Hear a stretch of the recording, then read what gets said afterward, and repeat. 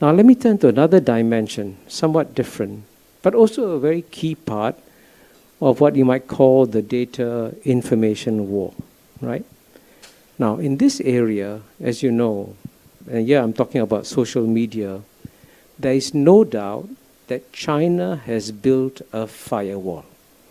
It is basically, I think effectively, China and North Korea are probably the only countries that are keeping out Google, Facebook and all.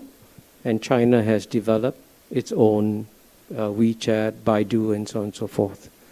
And I think one can then, of course, discuss whether it's wise or unwise for the Chinese to do that. And I'm sure China is paying to some extent some economic price, some political price by not being part of the sort of the more universal Google, Facebook system, for sure. But then when you come to the discussing about the spread of Google and Facebook around the world, it has both positive effects and negative effects. And you know, a few months ago, I gave my first and only TED Talk in Vancouver. But the first person to speak at our session was an amazing English woman,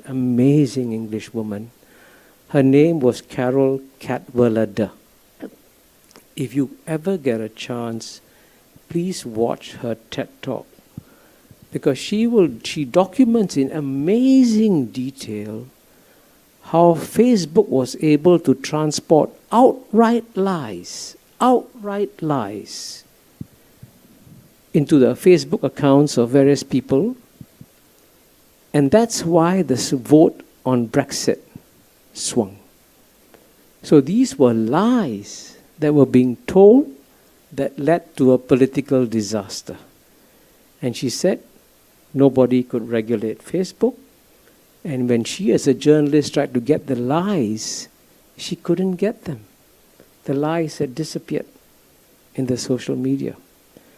Now what's the reason why I bring this up is that in many countries, Brexit, you saw one result. If you have Facebook or Google, which is unregulated, spinning around the world, right? Is it just purely bringing good, or is it also challenging, disrupting societies through fake news and other ways?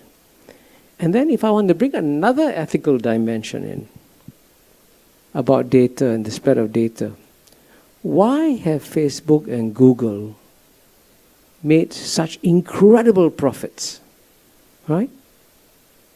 Principle is very simple, access to data. And ironically, the data is often going from poor countries to rich countries. And then the huge profits goes to the rich countries.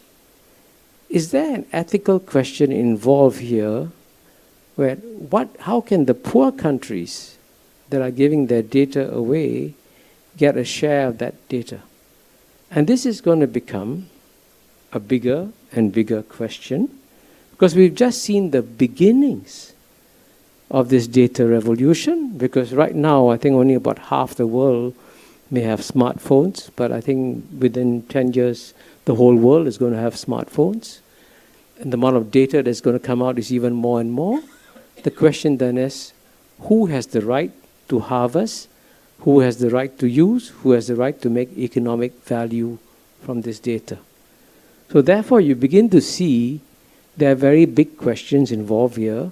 And then you also understand why the Chinese built a firewall and said, hey, we want to be able to control what we are doing in this area.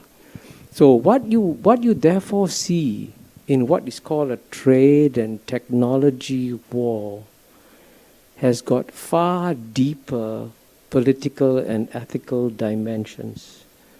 And you've got to be aware of the political and ethical complexity of these issues when it comes to passing judgments on who's right, who's wrong in this area.